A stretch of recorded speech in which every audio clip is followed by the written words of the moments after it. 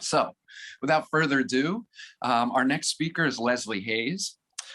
Leslie is the Vice President for Education at the New York Historical Society, where she leads a department that serves thousands of students, teachers, and high school and college interns each year. For nearly 7 years, Hayes led the professional development offerings at New York Historical and continues to contribute to the department's teacher training initiatives.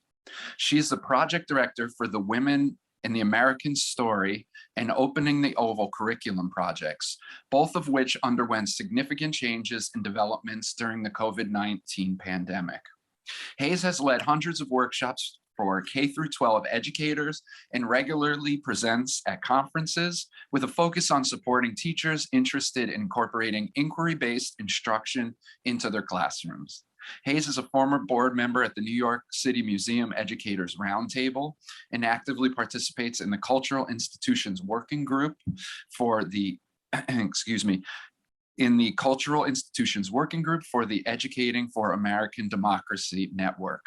So without further ado, please help me welcome Leslie Hayes.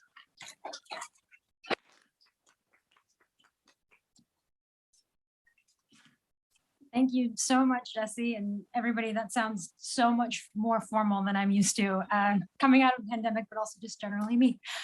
So I'm going to try and stay behind this podium. As Jesse said, I'm a museum educator, so I like to point to things and walk around, but it's been a minute since I've been in this kind of setting, but it also feels so good to be talking to folks in this hybrid setting. So I thought I would approach this by talking about a case study, if you will, around this Women in the American Story project. I'm so grateful for the opportunity to present today. Honestly, I was also struck by this idea that we heard in the last session about this being sort of a thought exercise for works in progress. When Jesse reached out, I think he and I talked for like an hour and it felt like a therapy session to me because I hadn't really thought about how the pandemic had shaped the work that we had done. We've just been working. And I know that so many folks in museums felt that. We felt this critical moment, whether we have been pushing for change or we weren't ready for it at all. When it hit, we really had to think about what we wanted to do. And in museum education, that meant changing everything from how do we do the programs that we create to, incognito. Let's see if I can do this without.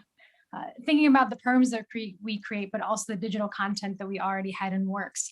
And this project in particular speaks to that idea of something that we were already working on for about a year before the pandemic, but then certainly started to take on new meaning as the entire world went digital. And as I put in the title, what really shifted for us and what I want to talk a little bit about is how teachers really informed what we were doing, because unlike some of the other presentations you've heard today, we really think in a niche audience in our education division. So a little bit about our education division and what we are about. The education division at New York Historical is the largest department at the museum. There's about 20 full-time staff members and maybe about 30 part-time educators. And we do everything from teacher programming to field trips to digital content and curriculum creation. And one of the other pieces, because we're such a big department situated within, I think compared to the other two museums that you've heard about, a relatively mid-sized museum, we really are our own shop. We do our own communications and our own outreach. And so when it comes to digital, you have to imagine a bunch of folks that got into this work because we like walking around galleries and pointing at works of art. And now we have to think about digital. And in some cases, we have support from the wider institution, and in some cases not. We're really forging our own paths. And I think you'll get that impression from my remarks that in a lot of ways, this was a group of people that really knew education, and we were trying to figure out how to make the digital work for others. So in 2017, the New York Historical Society founded a Center for Women's History. And the goal of that center was to have an exhibition space and to have research fellows and to start building a collection to preserve and interpret American history through the lens of women. And we in the education department began to think about, well, what can we do to help? And we started doing our research and we were struck by this statistic that came out of a study only a few years prior from a study by two professors at Penn State University that looked at textbooks across the United States and determined that truly only 13% of historical figures are women in American history textbooks. And then if you drill down even further into that, the vast majority of that history is either around women in the home or women in the suffrage movement. And if you drill down even further, you will find that predominantly we're talking about middle-class white women on top of that. So that 13% is a bit of a misnomer in and of itself. And so we decided to think about how we could support teachers doing the things that we already do. And we have a long, over 12 years long history of creating curriculum content.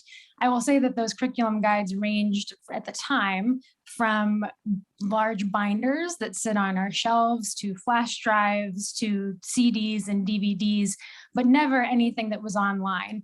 And we began to think about, what would it look like to create a website? But of course, we didn't know anything about that. And so in 2017, we said, we're going to go forth and create a website. We don't know anything about creating a website, but we really want to make our content available and digital. And Women in the American Story, or what we lovingly call WAMS, was born. So talk a little bit about this project to give you some context of then what happened during the pandemic. So we launched WAMS officially in early 2019, so about a year before the pandemic, with the goal of helping teachers across the country include more women in the work that they do every day. One of the really important things to us was that we didn't want to encourage, I should be careful how I say this, we didn't want to encourage teachers to create women's studies or gender studies courses. That would be amazing, but that takes a lot of work. The most important thing is that students in their general survey courses get to see more people who look like them. That's the ultimate goal. The dream is that every student gets to take a women's or gender studies course and that they talk about women beyond the month of March. But we wanted to at least start with the day-to-day in US history. And so what we thought about was, what would it look like if on any given day a teacher opens their textbook, no surprise here, they don't see any women, they log on to our website, they go to the time period that they're studying, and they can find women. And more importantly, they can find resources from our museum and from museums around the country that are available digitally, that they can download, they can copy, they can print out, and provide to their students to supplement what they're already doing. So we're trying to disrupt the system by inserting ourselves into the system. What's interesting is when we first started pursuing funding, we actually got criticized by the IMLS on our first go around because they said, well, this survey looks like an American history survey, not a women's studies survey. So clearly you've missed the mark. And we went back and rewrote the grant and said, we just want you to know we haven't missed the mark. We're actually trying to align ourselves to what we recognize as a problematic system in the hopes that teachers will actually be able to make change on the ground in this way. And we've heard, and I'll talk a little bit more about this as we bring to the present day, but we've heard from teachers, particularly now more than ever, teachers that are in states and districts where they're facing pushback. This is a great way for them to be subversive because they have to teach certain things, they have to cover certain topics, and now they can do it through women. One of the examples that we usually talk about is in our early encounters curriculum. The first thing we heard from teachers is that when you talk about the colonial world, you always have to talk about trade. And we give you multiple examples of women that were involved in trade. So if you're going to talk about trade, why not talk about a woman who's involved in trade? Why not talk about a woman of color who's involved in trade, as opposed to any number of men that were involved in trade that you've probably heard about dozens of times before. So what we did when we worked on this project was we thought about what are all of the tools that teachers need and how can we as museum educators provide them through our lens of thinking about this from an inquiry-based approach. And we've put all of this on the website. So we work together with our own digital collections department as well as digital collections departments and organizations across the country to source images, to source documents, to build out biographies of women, and to really put the primary sources in the hands of the teachers that will be using them every single day.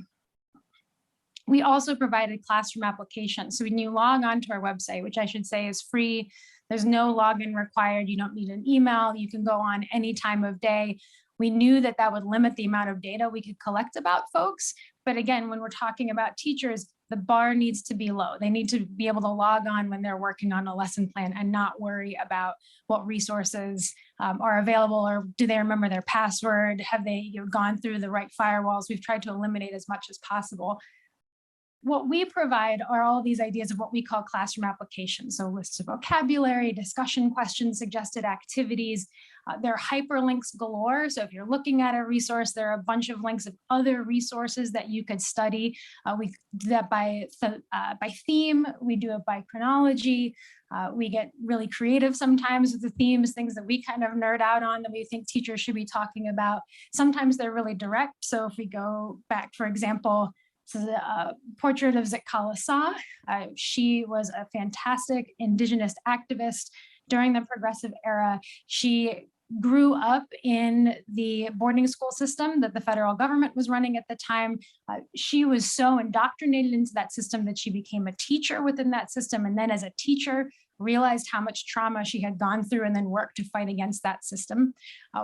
For an example, when you log on to her life story, in addition to all the resources attached to her biography and these beautiful portraits, which come courtesy of the Smithsonian Institution, we also link to a pair of letters of a different mother and her daughter in the same boarding school around the same time that are trying to correspond with each other. And so what we say on the website is you could teach this alone, or you could pair it with this resource, or you could go even further and check out the Carlisle Indian School archives that are available digitally from our partners. And so there are lots of ways that teachers can jump all around. I will say that this was all brand new work for us. We really had to think about what a teacher needs and how they do this work. We were not experts by any means. We tried to talk to as many folks that were digital humanities experts as we possibly could, but it's really fascinating how little overlap there is between the digital humanities and this K-12 realm. And so in many ways, we felt like we were forging our own path. And when the pandemic hit, that even began to feel even more intimidating. On top of that, we think about integration into other subject areas. We talk about STEM. When we talk about art activities, we even include hands-on art making activities that teachers and students can do in the classrooms, so they can feel like they're actually engaging with the work in that hands-on way. I will say this is the biggest uphill battle, but I have a member on my team who is determined to get more teachers to start doing those hands-on art making activities. It will happen at some point. And then one of the pieces that we were very excited about that we started with the pandemic, but really took off after the pandemic, is we started to create video content. And we specifically invited our teen interns to help us create the content. So what we allow our interns to do is explore WAMs. They get super excited about it. We let them choose which women they want to highlight, and then they work with a video production company to put together the outlines, the scripts, and the storyboards that then professional animators go off and build. So all of the videos that are on our site are created by students for students, and we're really proud of that piece about including those young men and women that are now members of our staff to help actually build out content on our site. And as you can imagine, this became one of the most popular features on our site, and we are now generating, I think, anywhere from 20 to 30 videos a year that get added to the WAM site. We've really, some may say we've taken on too much on the video content, but teachers say that there's no such thing as too many videos, so we're going to keep creating them. So how did all of this come together? This is really where the story of the pandemic comes into play. So as I said, we launched in early 2019, but we worked on this project for about 2 years even before that. So we started in 2017. And this gives you a sense of who all was at the table and how we brought this whole thing together.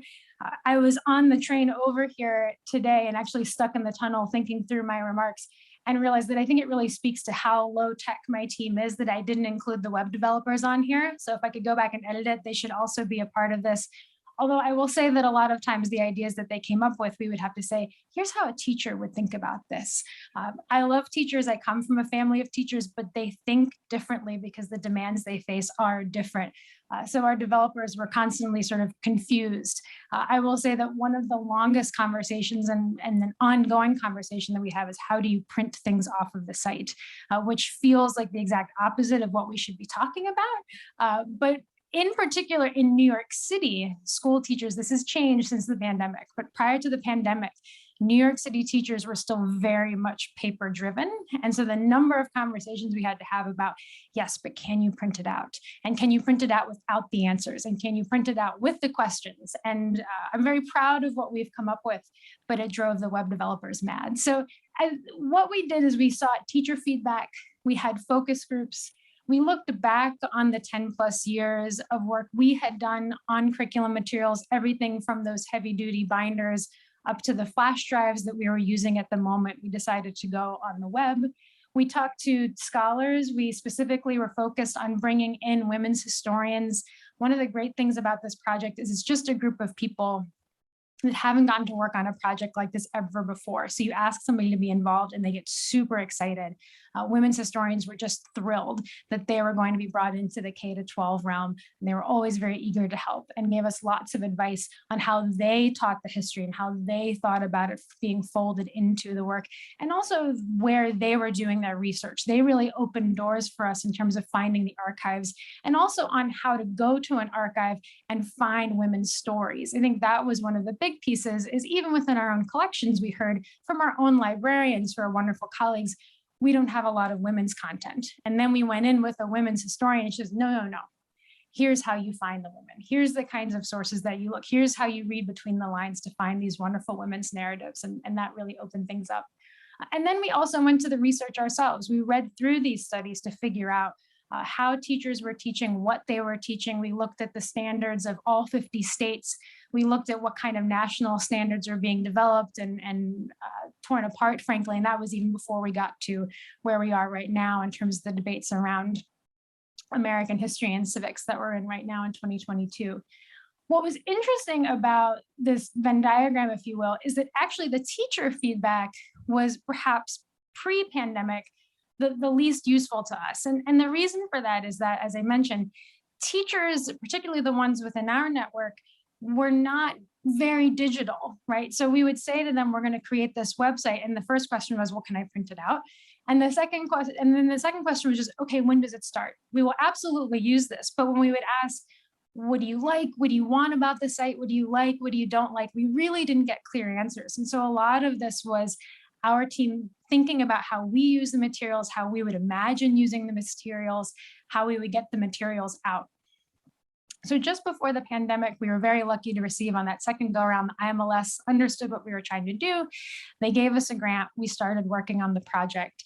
And one of the other pieces that we did was we built out an outreach component. How do we get teachers to know about the project? And this kind of thinking, when I think back only a few years ago, this is what we did. We said, we're just going to fly all over the country because teachers don't know how to use Zoom. We don't really know how to use Zoom. We haven't really quite figured out what distance learning looks like. So we're going to fly around the country and we're going to meet with teachers. And we started doing that work. In fact, one of the last times I was on an airplane before the pandemic was to travel out to Oregon to work with some teachers at one of our cultural partners there. And then everything shut down and we had to think about what to do next. But in March of 2020, something really impressive happened, which is as the pandemic took off, that teacher feedback piece became more critical than ever because suddenly we were shut out of the classrooms. Students weren't coming to us at all. And we really had no idea what was going on in schools. And teachers, for the first time, like all of us, were being pushed to do digital work.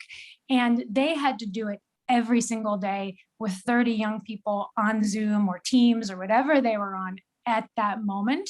And so suddenly the feedback started coming in a way that we didn't expect. I will say that the first thing we did in our department was actually table these bigger projects like this. We immediately transitioned all of our programs onto Zoom and started a program called History at Home that was really, in some ways, an emergency program that I don't know we would ever bring back unless we found ourselves in that situation again, where we were teaching every single day on Zoom and just allowing any student or any class to come and join us for an hour to do something about American history. We were really just trying to fill the gap that teachers felt. What was interesting about that was that on certain days, about 25% of the audience were teachers that were just trying to figure out how we were doing what we were doing. In fact, one of the most surreal moments of my pandemic experience was my mother, as a fourth grade teacher in Pennsylvania, was like, I'm in your class right now. I'm taking notes. I want, how did you do that? Where did you get that picture? How do I download that and put that in? Also, what is this WAMS thing that you're working on? But we sort of tabled WAMS in some ways. Actually, the last day we were in the office, I remember thinking, oh, we're gonna have all this time to work on this website now because we're not gonna be able to do anything else. And then by the next day, we realized, no. There's a lot to be done and we really need to support teachers. But one of the other things that we did is we realized teachers needed lesson plans that they could do right away. And so while the WAMS site was originally built to provide just the primary sources. So you see along within each of those sections, those chronological sections, when you log on, there's half of it is just primary sources, and you can click in and see all this detailed information about that source and the curriculum support, and then also these biographies. We don't really provide scripted lesson plans, but what we heard from teachers right away during the pandemic was, we need scripted lesson plans. I need to be able to wake up and know what I'm going to teach. So one of the first things that we pivoted on was this creation of a lesson plan library. So this is the WAMS homepage, and you'll see we've got about and curriculum. If you click on curriculum, you'll see the 10 chronological units. And what we did was we created a Discover More page, and we put all of our video content under Discover More, because teachers said, I just need to be able to find those videos at a moment's notice. I don't have time anymore to leisurely explore the site and see what's what. I need a video. I need a 3 to 5 minute video that I can throw on for my students so that I can have 3 to 5 minutes to think for myself and come up with questions that I'm going to ask them afterwards. And then on top of that, they also said, I need lessons that I can drop in at a moment's notice. So we actually weren't thinking about the WAMS website when we started the lessons. It actually, again, came out of this knee-jerk reaction of how can we help? So while we're doing these live synchronous classes, my team on the teacher support side started creating every single day a free digital lesson that we would just drop in an email to the 14,000 teachers on our mailing list. And each day of the week was a different grade level. So on Mondays, we would send out a K to 2, on Tuesdays, a 3 to 5, and et cetera, et cetera. And over time, we did that every single weekday from the middle of March until about the middle of July, before, quite honestly, we and all the teachers were burned out and needed to take a break. And when we turned around in July, we realized that we had this incredible library of ready-made lessons. Each of those lessons, as you can see, includes a lesson plan, a really basic outline, and then lesson activities that come in the form of slides. And those slides are Google Slides that a teacher can send it directly to a student, or they can control them on their own. We took all of that content and we started cleaning it up and putting it on the site, because we realized that we don't know what the future holds. And even if we're not headed towards, fingers crossed, another situation where an entire city or an entire country goes completely remote, we are still in a situation where classes may go remote, or a student may go remote unexpectedly at any time, whether it's this pandemic or something else that happens. And so we wanted to have those resources available so that a teacher could, again, at a moment's notice, say, can I give my students something that either fits in or that will keep them engaged and intellectually stimulated for a day or two while we figure out what comes next? And so this was a big thing that came out of the pandemic, was thinking about what are the supports that teachers need. And this 100% was feedback that we got directly from the teachers. In terms of content, the other two big things that shifted for us after moving towards after coming out of the start of the pandemic, rather, was we were still in the process of creating new content. So we launched 2 units every year. We're in the process of launching 9 and 10 this year. So we'll be done, although this project will never really be done. After this, we'll go into revisions. But one of the things that we heard from the teachers was they really appreciated how inclusive we tried to be with both our definition of women, as well as just the racial diversity of the women that we were covering in this curriculum. And while that was never not a part of our work, in 2020, it became even more important as a part of our work. It's really hard for us to pull apart the pandemic versus all of the political and social upheaval of 2020 versus just the way that our work was changing on this project, because constantly the conversations we were having with our teachers were, we just need more diversity. And if we can get it out of your women's history work, then that's even better. We had a really long conversation on our team about how we wanted to strengthen our LGBTQ history on the website, for example. And in fact, we had a couple of non-binary individuals that were on our list. I mean, a long debate, do they or do they not belong on this site? And when we talked to teachers and actually spoke with teachers from the trans and LGBTQ and non-binary communities, some of them were very adamant, no, you need to put it in here, mostly because we don't know where else we're going to find that information. There is no other place for us to go. So can you have it there for us, even if it's not 100% a perfect fit, or even if we're still figuring it out? And we really took that feedback from educators to heart and recognizing that we were creating something that didn't really exist anywhere else. And we also really enjoyed that exercise because it gave us an opportunity to ask questions and give teachers questions that they could pose to their students to think about, should this person be included or not? Why or why not? Or perhaps how does this person deepen our understanding of women's history, which is absolutely a fair question.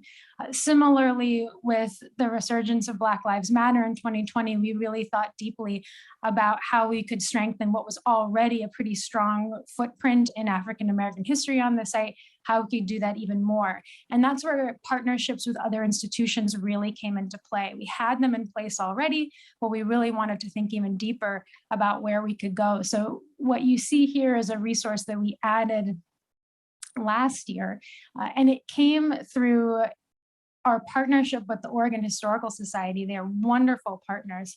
And actually they came to us and said, look, we have a story, we tell it really well, we think that you should cover it. It's one of the few Black women that actually were able to get land through the Homestead Act. We don't talk about that. We very rarely talk about women getting property during a Homestead Act, but a Black woman is very rarely seen on record. And they said, we don't have the records, but we know the people that do have the digital records, and we know it's digitized, and we could open doors for you to get this resource. And so through those conversations, both with the teachers saying, like, can you help us talk about why it's really important, why this Black history is important, and why we need to look at it through the whole realm of American history. Where do we get this stuff? We were able to make a few phone calls and find these wonderful resources and get immediate permission from the Oregon State Archives, who completely understood what we were trying to do, to put it up on the site. And that also really changed for us how we thought about the project. It really solidified for us the idea that we're not trying to tell women's history through New York Historical's collections. We're trying to tell women's history in a way that it needs to be told for students to have a better understanding of American history. So actually a very small fraction, in fact, it's sort of one of the secrets we don't always tell, but it's actually a very small fraction of the items on the site come from our collections. The vast majority of the materials are gathered from all of our partners. Really what we're bringing to the table is our expertise in museum education and in curriculum development, and then as much as possible, bringing in materials from our own collection. But we are indebted to partners for helping us do this work. And then the other piece that changed after the pandemic was our approach to doing outreach. Gone are the days of traveling around. We will start doing a little bit of that because nothing, honestly, we want it. Nothing can compare to being in a group with people, and we really want to work with teachers in person. Again, it's such a special opportunity, but obviously so much of our work went virtual. And what I'm most proud of is that we created a program called Teacher Ambassadors. We had this pocket of money that we were supposed to use to travel around the country. We couldn't use it. The grant needed to be over by 2021. So we called the IMLS and we said, what do you think about us giving teachers stipends to lead their own professional development in their communities, either digitally or in person? And it really resonates with what I was hearing from the earlier presentation about, I don't know what that would have looked like pre-pandemic. The idea to get 15 teachers from around the country on Zoom, I think we all would have felt awkward. I don't know that we would have known what to do. I can't wait to use Miro. It sounds amazing. We're all about Jamboard and Padlet, but I sort of nerded out and texted my colleague who runs this program, and I was like, we got this new tool. But it was really, really exciting. We put the call out. We didn't even know quite how to spread the word because a lot of the conferences, teachers were on super Zoom burnout. So it was really hard to reach teachers. So we just started emailing people in all of these different partnerships, all these institutions that had been contributing materials. We said, we want to start this teacher ambassador program. We have funding for 15 teachers, and nearly 100 teachers around the country applied and begged us to take them into the program. And each of those teachers then went through training with us and then led professional development in their communities. And we served over 400 teachers through that program. So we trained 15, and those 15 went out and reached 400 teachers. And this is a program that we absolutely will be continuing. I think one of the craziest parts of it is that we've now become really wonderful friends and colleagues with these folks, and we've still never met them in person. I think one of the biggest indicators of success for me was there is a major teacher conference every December that's finally coming back in person, and I cannot wait. We were thinking about applying to present at that conference about WAMs.